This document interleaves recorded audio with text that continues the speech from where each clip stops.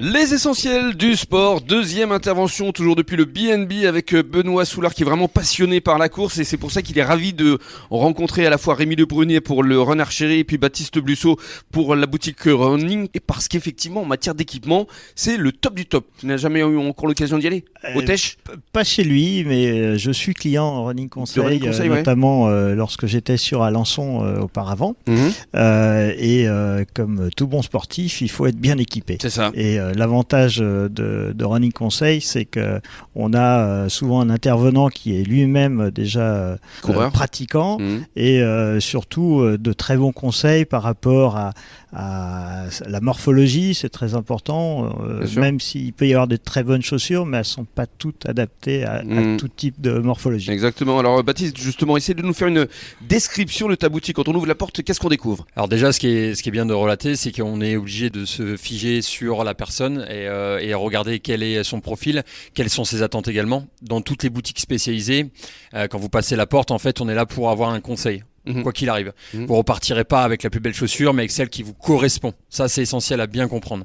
Et quand on parle de ça, on va toucher tout le monde. C'est-à-dire que c'est ouvert à tout le monde. C'est pas le coureur confirmé qui va trouver sa chaussure. Non. Le débutant, au contraire, lui, en a vraiment besoin. Et j'axe bien là-dessus. Et puis, il y a des chaussures qui sont adaptées au type de course également. Voilà, exactement. Donc, en fait, moi, je touche un peu tout. Il y a donc évidemment la chaussure de running, la chaussure de trail pour ceux qui vont en outdoor. Il y a la chaussure, la pointe d'athlétisme, mais aussi la chaussure de marche. Attention, la marche nordique monte en flèche, voilà, et les marches dynamiques et autres, et donc du coup il faut avoir des produits adaptés à ces personnes-là. Et puis alors il y a également des textiles avec également des t-shirts. J'ai vu que tu avais floqué au bassin d'Arcachon. C'est exactement ça. On a la chance d'avoir un fournisseur en Espagne qui peut nous faire en fait des tenues personnalisées. Donc j'ai fait la petite touche avec notamment la marinière avec le marquage bassin d'Arcachon qui fonctionne bien. Alors évidemment, oui, j'ai du textile pour tout le monde aussi, du textile classique. Les shorts, les cuissards, les t-shirts, du textile technique pour les femmes également, notamment tout ce qui va être les sous-vêtements de sport et les sous-vêtements justement techniques avec du maintien. Il va y avoir aussi du textile spécifique à la montagne, ça c'est important, et puis les accessoires qui vont avec, les sacs d'hydratation, les couvertures de survie, les vestes de pluie isolantes. Et puis les montres connectées. Ah, les montres, très important. L'outil 2.0. C'est devenu indispensable maintenant pour les coureurs. En fait, ce qui est bien maintenant, c'est que dans toutes les marques, en fait, on trouve aussi une montre pour tout le monde. On a vraiment la montre classique pour le runner avec un tarif totalement de base et accessible, je dirais. Et puis, on va finir par une montre très très haut de gamme pour, admettons par exemple le trailer qui va lui avoir une nécessité d'avoir de la cartographie, le triathlète qui va avoir besoin d'avoir, pareil, la possibilité de nager avec et d'avoir son cardio sous l'eau aussi. Bien sûr, c'est important. Parce que tu nous parlais hors antenne tout à l'heure, Benoît, du mur. Parce que c'est vrai, quand on court le marathon, alors je ne connaissais pas du tout ce terme, c'est quoi le mur? Essaye d'expliquer aux auditeurs.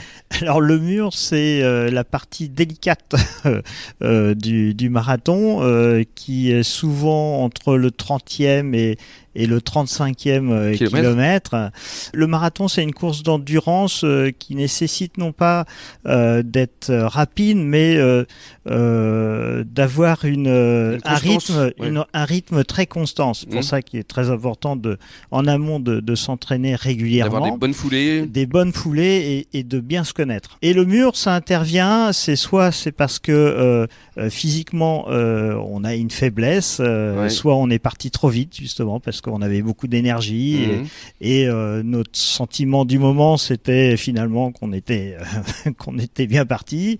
Il y a aussi, quand on s'entraîne, en général, c'est souvent tout seul et au moment du marathon, il y a énormément de monde, il y a des encouragements, ça nous galvanise. C'est pour ça qu'on se fait souvent avoir au premier, mais au suivant, on fait quand même plus attention à ça. Et tu l'as fini le marathon, évidemment? Alors là, je l'ai fini et mon mur s'est situé au 36e kilomètre.